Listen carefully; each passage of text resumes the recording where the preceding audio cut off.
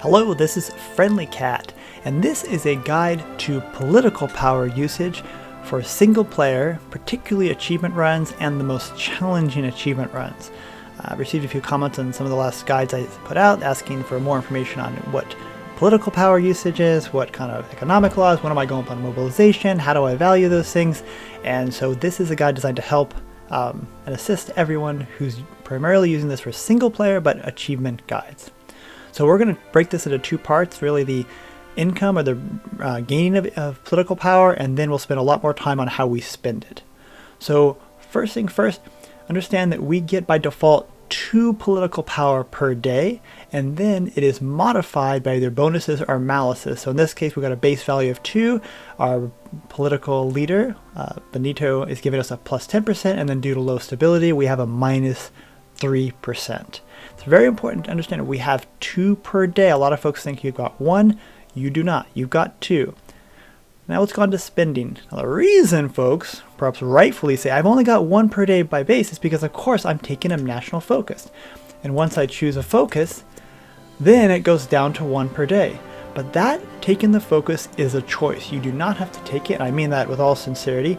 At least 80% of the runs you're going to be taking a focus continuously. But there are some runs where it makes it a good idea to not take the focus, to hold the focus. Either you need a justification, or you need to take a decision, or you need to spend it in something else. Particularly the older countries, or the countries that have the default focus tree, Siberian Tiger being a great example, we might hold focus for 100, 200 plus days. There just aren't that many great focuses, so spending, in this case, Army Primacy would cost 35 political hours. That's 35 days, so it effectively costs 35 political power to complete. Well, that's a good use of political power, and it helps us, it gates us to the lower level, so we'll need it to progress down. That's good. But some of the focuses, after you've taken a year or 2 or 3, maybe even 2 years, they've run out, and other times you just need the political power. So keep that in mind. One of I think the smartest things you can learn, not from this guy, but from overall use of political power, is you can cancel. You don't have to don't feel compelled to take a focus. All right, now we're going to move on to the other use of political power. The way we spend it is on justifications. Now that sounds kind of silly, but in fact it's very important. Keeping political power banked up so that you can do a focus, so that you can justify. I need 47 to justify in France. So I will need to monitor that and keep an eye on if I want to justify in France or Yugoslavia. Seems really simple, but it's often easy to forget depending on how your war is going and where you need to go. You might say, oh, it's time to justify. Oh, I don't have the political power. And then 2 or 3 months later, you've completely forgotten about it. So monitoring political power for justifications is important. This brings us to the next, which is decisions. So this is Italy's decision, and I opened them up in January 36 so that we can see the ones that are at war. I'm not going to be dealing with country-specific decisions, and I'm not going to spend a lot of time on the decisions we don't take. I'm just going to scroll down to the ones that we're more likely to take. Number 1 is improved worker conditions. And throughout this part of the guide, I'm going to talk a little bit about what I see in other guides, other YouTube guides, and I'm going to be a little bit maybe sometimes complimentary and sometimes a little bit critical. But it seems like a lot of folks are missing out on improved worker conditions. It's 100 political power, raises stability by 13% or so, depending on what day of the week you started. And as we've figured out already, that improved stability affects, political power, factory output, docu output, of course, and resistance target. But it also impacts our political power gain. Again, spending political power can get some of that back. It also affects, I think one of the things, the amount of factories we have as well. But in this case particularly, it affects political power. So we do want to prioritize that. It's on about a 2-year cooldown as I recall. So if your base is 60%, again, without even looking at the focus tree to see what other ways to raise base stability, we should plan to fire off at least 2 improved worker conditions and 3 or 4 for some of the more difficult achievement runs where your base value starts very low and you don't have a lot of ways to raise it through the focus tree. The next use is going to be in war propaganda. So this is kind of a trick. It's actually a low value choice. It's 150 political power for 6 to 6.5% war support, but you can only use it when your war support is below 50. And you can't use it later on generally in the game when you're sitting, even right now, at 55%. Now my base is 65, so I'm pretty comfortable. but later on in the game you could be sitting at 55, 60, 65, and that nasty negative 10, or in this case it's negative 13.5% stability, which is just really hard to recover. And man, I wish I took my war propaganda early in the game when I had a low enough war support. And Italy is maybe a bad example because their base is so high, but a lot of countries have a base of 40 or 50 or 30, and so early in the game spending that 150 I think is a good choice. I probably overvalue it, so if you don't take it, yeah, you're probably doing the right thing, but I tend to take it. The next most useful use of political power is on your utilized domestic film industry, which means you need to be a major at war with another major, and more than 30% tension. I'd completely forgotten about that when I play my games. And then radio propaganda, which requires you to have research radio and be more than 25%. These, though, can be played late in the game, so I generally don't use either one of these until 1939, 1940 or so, until I've developed other things. But we definitely take a look at this. 100 political power for 10% base war support is pretty good. Considering this is 150 for 6.5, it may seem really terrible, and it is terrible, but we can only use it before 50. These decisions, we're gonna discuss decisions that we don't normally take. I can't think of a time I've taken any of these. These are temporary. They do help war support, but they're awfully expensive. I don't take emergency factor conversion, war bonds. We would take diversity elite forces to get another special forces doctrine if I was using it and needed it at that time. Women of the workforce, we never take anymore because total MOB is I'm not saying it's worse than war economy, but it's definitely not worth going to. War economy is all you're going to need. So we just don't take this anymore. These anti-party raids and then banning those raids, whether it's democracy, communism, or whatever you've got available. In this case, if you're a fascist, you can't ban fascism. It's a little bit complicated, maybe a little outside this raid. Normally, you're not going to take them. They can increase your stability, your base stability, by about 2.75% or so, depending on when you take them. But they're very expensive, and they're kind of complicated because an anti-democratic raid will actually raise your non-aligned.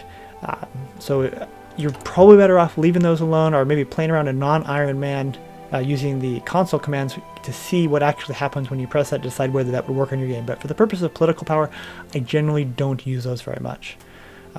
Commandeer civilian trains doesn't cost any political power, but it costs base stability. Normally we don't take that.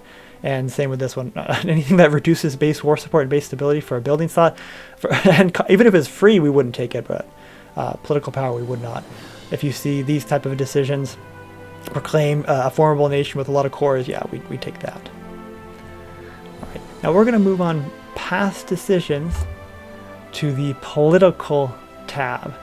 And I'm going to spend a lot of time with the political advisors in its own little section later on at the end of this video, but we're going to go through this one by one. And I actually get really excited about some of this stuff, because maybe a little bit too excited, because I watch guides and I watch people, at least in my opinion, make terrible decisions of use of political power, and I'm yelling at them, no, and the next thing you know, I see the YouTube, oh yeah, that's right, the thumbnail said I was playing Belgium and I had a terrible time, or I could barely win as Hungary, or Russia almost devoured me. And I'm like, well, yeah, I can see why you would have those would cause such challenges, because these aren't being used nearly as well as they could.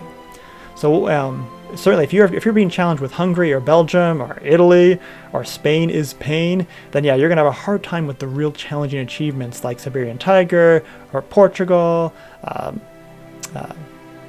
Iceland, Luxembourg. So let's kind of go through those. All right. So the number one use, coincidentally, is the conscription. Recruitable population is the key limiter in any run. You give me a country with 10 million core manpower, that's not a difficult run. I don't care where we are. I don't care if you put me on the moon. That's not a difficult run. But the lower my recruitable pop, I'm thinking of is Iceland or Luxembourg, the harder and harder it becomes. So you want to focus on limited conscription. You need a plan to go. Not Italy, of course. Italy has enough core, and Italy has 40. So, but if you're at 20 or less, 20 million or less, you need to plan for service by requirement. I know you're thinking, oh, that construction speed, the factory, oh, the output, that's going to be so painful. It's not. And you need to do it. You absolutely will go down this road. So plan for it, strategize toward it, get there as soon as you can. Depending on what your ruling party popularity is, you may have to read other requirements like being at war, having enemy ratio strength a certain amount. So take it when you can, suck it up. If you're at like 1.5%, and again, Italy is maybe not the best example. I just use them because they're at war, but they're at 2.5%. They're already at limited conscription. Let's say you're a volunteer only, but you have the political power to get to 10%. I'd say go for it. Take it while you can. If you're non-aligned in particular, or any country that has a hard time meeting these requirements of being at war and being stronger, last thing you want to do is be ready to go from 5 to 10 and have to start deleting units, which I have done far too many times. All right, let's bring us on to everything else, to limited exports. Make sure you get conscription taken care of, and your games are going to go much smoother. All right, I see people go to free trade. Blows my mind. How can you have thousands of hours in this game and go to free trade? But that's just me being very critical and be a little bit arrogant. No. For almost every country, you're going to start in either not every, I'd say 80% of the countries you're going to start in either export focus or limited exports. You're going to stay there the whole game. You might go down if you need to limited exports, but you're never going to go up. Free trade is not worth it. It just isn't worth the political power, because we're going to tell you, particularly when we get into partial mobilization, what we're really using political power for. And I have saved it up. It's a secret, but lend me your ear and I'll tell you what that secret is. Not even a secret, but I haven't mentioned it yet. If you start in free trade, which some countries do, absolutely, you have to come down. There's absolutely, you definitely need to come down. When you do come down, you can come down to export or limited. I'd probably come down to limited. So I'm not saying if you start in free trade, you have to stay there the whole game. Definitely don't. But definitely don't spend the political power to go up, because eventually you will grow large enough where that resources to market modifier of plus 80% will cause enough pain that you have to come back down. So spending to come up is painful, and spending to come back down is pretty brutal. And you might be saying, well, I started at limited and the research is 1%. I can get another 9% if I spend 127. It's not worth it. I mean, to be quite honest, Italy and any type of major can get away with that. But the minors, you've got better use of that political power. And I'm about to tell you what that is, by the way. So as we go into, what is this? Economic law, economy law. Same thing. I see a lot of people, a lot of countries, a lot of minors, they start in civilian. They'll go to early mode or partial mode because they don't meet the requirement for war economy. That's a waste. That's terrible. Sometimes I see them go from civilian straight to war early on, 1936, 1937, when they've got 10, 15, 20, even 30 civs. Like, yeah, let's get this economy going. That's almost always a mistake. So why is it a mistake to burn so much political power going up? I know you're thinking, what are you talking about, Friendly Cat? That's how I'm going to get my infantry weapons and my tanks and my aircraft. I need to go war economy. No. No, you do not. The secret, not the secret, but one of the value, I keep saying secret, but that's not true because I don't make it a secret, I'm telling you, is Lend-Lease. Lend-Lease is extraordinarily powerful, and I think it's one of the most underused things I've seen in all the guides across when I watch YouTube, and I watch a lot of them, the great content creators, I love watching them, but the Lend-Lease, I see, I'm playing Yugoslavia, the toughest time ever, and I'm watching, I'm like, I don't see you Lend-Leasing at all, or very, very little. That's probably a problem. I see someone playing Hungary, and like, yeah, I did a great job, and you did, you probably could do better with Lend-Lease. So Lend-Lease costs about 25 political power per country to give you about 18 months of most, let's say 50% or more of that country's production, including their stockpile. So if you get Lend-Lease from Poland in 1939, they can dump their stockpile into you, 5, 10, 20,000 infantry weapons. You can get a lot for 25 political power. That means 150 political power, which is the default amount to change your economic law or economy law or your trade law. You get 150 to go to war economy, or 150 to go up to free trade, is 6 nations' economic output, or most of the economic output, for 18 months. I am certain there isn't a single country in the world that would benefit from free trade as compared to Lend-Lease. I'm going to be absolutely clear. So I'd say, well, what if I had 200 mils? Then wouldn't the additional production help? I don't even think 200 mils would matter. What if I had 1,000 mils? Because definitely not, because at that point you are using up so many of your resources to market that you can't trade, you can't bring in enough. So I can't think of a scenario. Someone in the comments I'm sure is going to find some scenario that it works out, but not that I can think of. If you found yourself with I can't think of any country that has this type of political power, has hundreds, thousands of political power, then maybe it's worth bouncing up and down, because eventually you will run out of countries to lend lease, but there's comfortably 8 to 12 to lend lease from at any time during the game. You might think, well, war economy, when do I go to war economy, Friendly Cat? If you're saying I should never go, I should just lend lease forever. Well, that's kind of a balancing act. Generally speaking, if you're sitting at less than 30 civs, war economy isn't even close to being useful. But as you push 30, 40, 50, and as you start to chalk up more and more lend-lease countries, or conquer more and more lend-lease countries, and you're lend-leasing from 8 to 10 to 12, then you're like, okay, should I start lend-leasing from Saudi Arabia? Should I start lend-leasing from Siam? You know what? That's probably a good time to start thinking about war economy, because a lot of those, the default countries, the countries that don't have custom focus trees, that includes even Portugal with its custom focus tree, don't generate a whole lot for you. So start thinking about as your civis hit 30, 40, at that point war economy starts to make a lot more sense. What actually drives me to go to war economy isn't the factories, but it's actually the fuel. So if I'm sitting on a civilian with that 40% fuel gain per oil, I can find myself actually out of oil, even if I trade all my civs away. If I happen to capture a fleet, I've got aircraft in the air, in which case I will go straight to war economy, not necessarily for the production, but because that 40% fuel gain per oil is just so terrible. But I can't think of a time when I'm going to jump to early MOB or partial MOB, and I guide you to strongly consider not making those jumps. If you're even thinking about it, just bank the political power, because sometimes this happens, you're like, oh, I've got like 400 political power, from like, what am I going to spend it on? Bank it, wait till you go to war, and then boost, 10 different countries at the same time, or 15, depending on your political power. And then when those, when you've finished off raising your opinion, their opinion of you, then just dump a bunch of lend-lease into you. And hopefully you planned ahead and you're up to service by requirement, you're up to 7, 8%, so that you can actually use that lend-lease.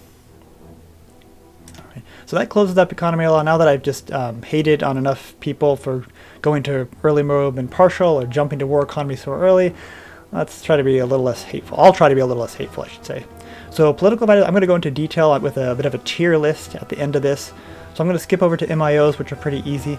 For political power purposes, we generally don't use the MIOs for political power. We certainly construct things, and we will gain them passively.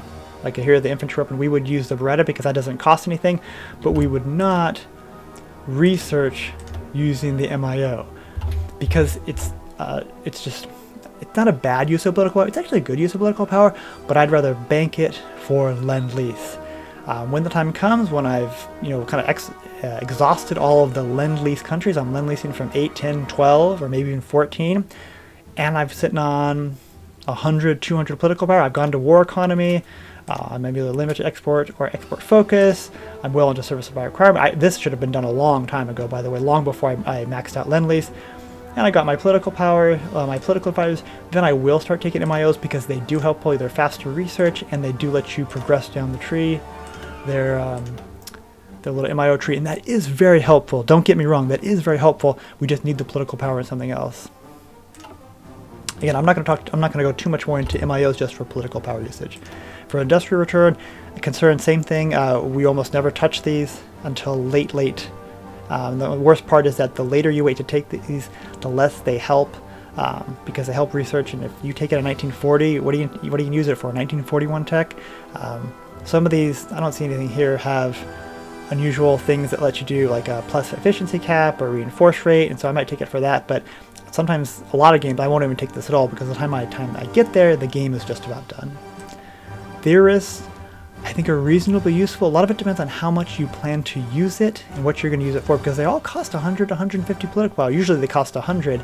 That's 4 countries lend-lease for 18 months. I mean, I do my math in multiples of 25 when I'm looking at something. How many countries do I have to not lend-lease for to get this?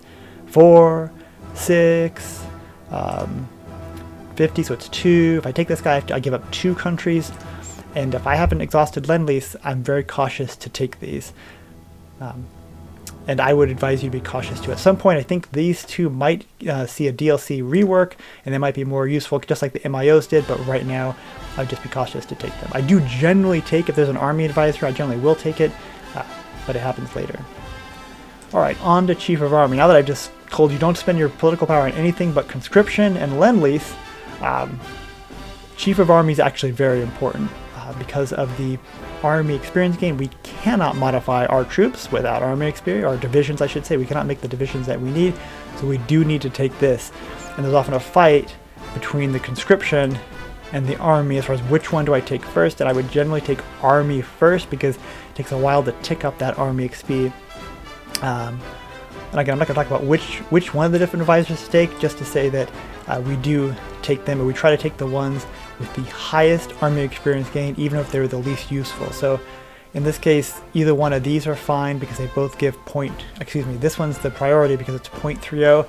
Even though this one is better, defense is better, it gives us less army experience gain per day. So I would take this one, even though the non-combat out of supply penalties is useless, it doesn't help us at all.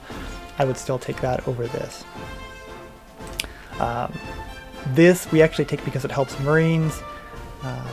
None of these are particularly good, but they're all cost only 50, and so that's a little bit helpful. We generally generate naval experience by exercising our ships anyway, but we would take that. Air experience guy, at least I almost never pay full price unless I can't get air experience. Usually I can get 1 or 2 or 3 somehow, some way, and that way I can build my first airplanes. And then later on we'll get enough 50 air XP, and I'll burn the 50 air experience for this. That reduces the air advisor cost by 75%. Then we'll snatch this for 25. Probably the all-weather expert. Honestly, I know some of these things don't even work, but I'll take either one of these. But I will not pay full price for it. I'll wait till I get 50 air XP, burn 50 on this to get a cheaper air advisor, and then take one of these. Again, and we're focusing on the air experience per gain generally. I'm sure there's situations where these would be better, but where a lower cost one would be better, but generally we want the experience per game, particularly to pay back the 50 that we just burned to get down here. For military high command, this looks really complicated, but fortunately since we can make our own, I'm going to focus on infantry, and then I'm going to focus, almost certainly going to pick up a sub. I don't see one here. We can make our own sub-admiral from fighting in, by having our admiral fight with subs and gain enough of its traits, they can be turned into a sub advisor here, which I don't see one here. But I don't mind paying. If I saw this infantry guy, I would not promote up my own. I would just pay the 100 to get him, and I would probably promote up my general to become an offense because I don't see an offense one here. That's kind of maybe a little outside the scope of this, but political power for infantry, political power to help our subs attack better, political power for artillery advisors, we saw that. Those are all good. Most of these, I think at least 90% of these, and this is bad. That's okay, but bad. That's terrible. That's terrible. That's terrible. That's terrible. That's terrible. These are all terrible. This is terrible. Diffusion recovery is nice, but I'm not going to use one of my slots for it. I'll save it for infantry, subs, and motorized if I need to. I won't take takes. So most of these aren't very good, but as long as you're taking infantry, you're probably good. Well, I think that wraps up the political tab, and now we're going to switch on over. I'm going to get out of this screen into more of a tier list for the political advisors. I've made a tier list of some of the more common advisors and a few rare ones. This doesn't list all the advisors in the game, but decided to give us a bit of a guide. In any particular run, an S tier advisor may actually be D tier, and of course a D tier may be S, so these are just general guidelines. So starting in there's no particular order in the tier. So this is an S tier because of the subversive activities that reduces justification time. Very nice, even for fascist countries that are at war with the major. Anything we do to reduce justification time is really nice. And we really like this. A plus 15% stability, that's fantastic. That really solves a lot of your stability issues. This presumes, of course, that you're communism. So you've also got some communism support, which will increase your party popularity stability as well. And then onto Revolutionary Poet here. Political power gain 15%, that's an S tier all by itself, but with communism support just makes it just a little bit better. Again, presuming you're communist. Silent War Course, this is a very common advisor, and we want to pick this up almost always. I can't think of a time that I have not picked this up. On to Carless Intellectual. The real thing we want here is the daily compliance gain. This is a very unusual advisor. I think Chile might get this in addition to Spain. That 0.05% daily compliance gain. Anytime you see that modifier, the word daily and compliance gain together, you want to snag those.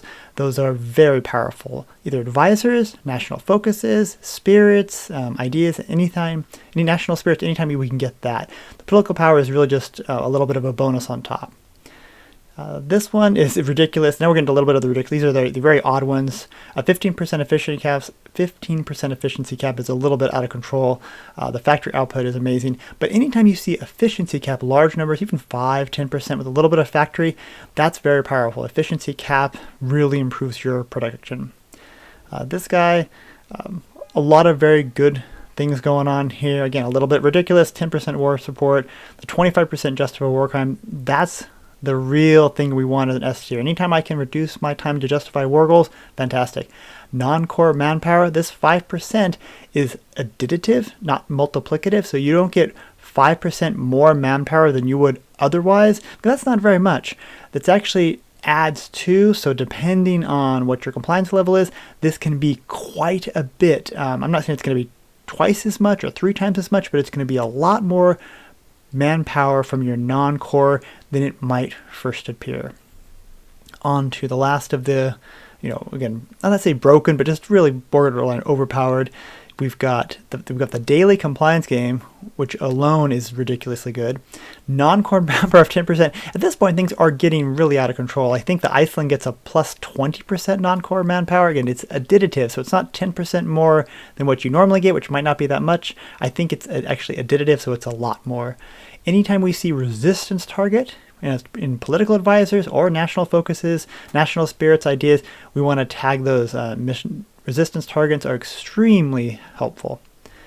Moving on to A tier, popular figurehead. This is a 15%. In some of your games, this might actually be S tier, but others, if you've got a lot of stability, this might fall on its way all the way down to D tier. If you've got a lot of base stability and you've got a lot of party popularity stability, and you've got a leader that's got plus stability, and you've got other national spirits with plus stability, this may be useless, but generally it's going to be A tier. Stability is very helpful. This guy's very good. We're going to getting to the combination political advisors. So the 10% political power on its own is good. It's good. Maybe B tier, maybe C in some cases. But the stability and combined, particularly since we only get 3 political advisors, I'm going to put him A tier. He's pretty good because of the combined of these two. Same with this guy. This is a rather unusual one. The stability on its own is not that great. The recruitable population, it's good, but not that fantastic. The recruitable pop is good, but not fantastic. But together, that makes them A tier. And this one, this is a little bit deceiving. This seems really, really good, 15%, but it's really only another level of your industry check, like dispersed tech. It's a little better than dispersed, of course. So it's really just one more level, but that's still pretty good. I don't care about factory repair speed and construction speed. These malices don't really hurt us in our runs. Moving on to B, the elusive gentleman. Operative slots, depending on your strategy, this can either be essential or not useful that much at all, but generally a third operative slot gives you the ability to chain collaborative governance. You can have 2 operatives running the collab operation and another one running a passive to maintain your operative strength at that 50% level. So as soon as the first 2 have completed their collab mission, they can go back to back. They can immediately start another one. Very helpful against Russia, against the United States, and quite a few other countries for which chaining collabs really makes things easy. The agency upgrade time is nice too, but not that important. War support, 10%. Here we're gone into more of these combination political advisors. The 10% war support isn't really that great, but the 5% daily communism support, again, presuming you're communism, will help your party popularity stability. So together, this is pretty good.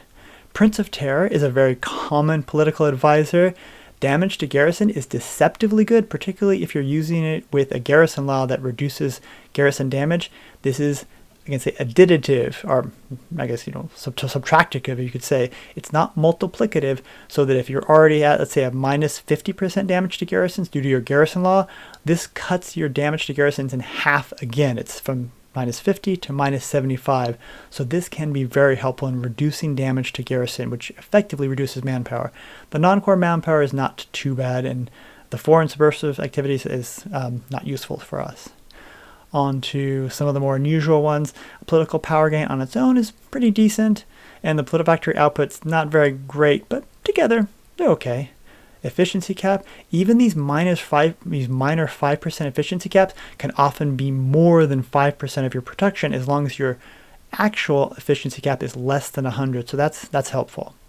Here's another combination one. I don't see this one very often. The research speed, that doesn't really do that much for us. Stability, not that much for us. Political, again, not that much, but together. So keep an eye out for these type of things. You may see 3 different things that don't look that useful, but again, with only 3 slots, they can be quite useful.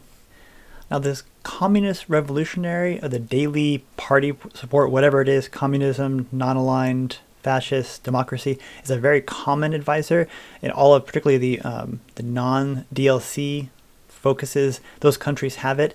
It can be very useful if you need to swap or switch to a new party. It's very useful. If you want to increase your party popularity, it can be useful. And sometimes it cannot be. So we're going to put it in C because oftentimes I don't end up using it, particularly with the newer nations, because I think about other ways to raise party popularity and stability and your party support. Humbly Appeaser looks pretty good. 10% stability for only 5% war support. But depending on where your war support is, this can end up being 1 or 2% of stability, and sometimes it can be very hard to raise war support. So I'm just very cautious about taking that. I don't think I normally take this, and usually I try to find something better, but it could be useful. If you're at a 90, 80% war support, base war support, so your effective war support is well over 100, then this doesn't affect you, in which case the 10% stability can be helpful. All right, on to the party popularity stability modifier. So this is a bit tricky. It says it's 0.10 or plus 10%. It's actually plus 2/3 of whatever you already have as your party popularity stability. So if you are already at, I'll say 100% communist, so you have the plus 15% party popularity stability without the advisor, and you take this, you'll get 2/3 of that 15 or 10%. You'll get the full 10%.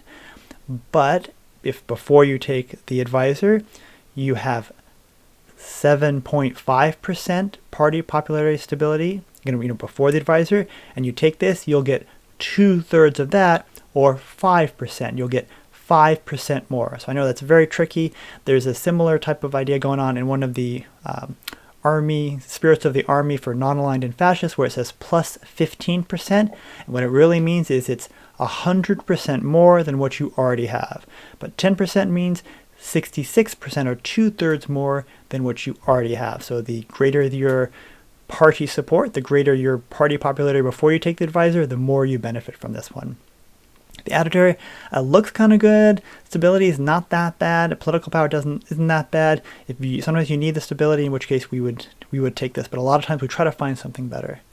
Same with this. Yeah, it helps the party popularity, but these very low numbers, 0.05, by the time you hit 50% of whatever your party is, democracy, fascist, whatever, it just starts trickling away, and the political power, it makes it cost a little bit less, but you're getting less, but you're not getting much benefit. Down here, the civilian factory almost never helps us. The research speed, 5% sounds good, and sometimes it is good, but just like down here with this education reformer, the higher you go and the later you go in the game, the less research speed actually makes a difference, because your other research modifiers go up, and so this is diminished. When you have if you had no research rate, 0%, this would be fantastic, but once you get like 20 or 30, particularly if you're using MIOs, this starts to become less and less impactful to the game. And the last of the C is this war support stability, 5%. This actually can be useful, particularly since war support is helpful and stability. We try to find better things, but oftentimes we will actually take this one. On to D. I struggled to find ones that were bad enough to include, but not so bad that we would never touch. We could conceivably take damage to garrisons, because that will reduce the damage to garrisons. Consumer guns is pretty terrible. Anytime you see a negative modifier to consumer goods, don't rush to take it or spend time on it. And if you see a plus modifier, don't necessarily rush to get away from it. It doesn't help you, but it's not going to hurt you that much. The war industrialist, I see a lot of folks take this. Military factory construction speed means a lot until you get into war economy or even partial MOB, because the plus construction speed becomes less impactful the more construction speed bonus you get from other things like your economic law, like you get from war economy, or if you're researching the construction spec, the construction tech. And last but not least is this war support. It may think I'm ranking him very, very low, and it just means I just happen to not take this type of thing very much, a 5 or 10% war support. It may be useful if you're looking at your game and you're like, my base is stuck at like 40 and I'm like at 55 or 60 war support and I don't have any other good advisors, then yeah, go ahead and pick them up, but I generally don't take them. Well, that pretty much wraps up the political advisors. And this doesn't show all of them, and it doesn't show the worst of them, and of course it doesn't show all of the most overpowered ones that are out there, but I think it will give us a good idea of the different political advisors. Thank you.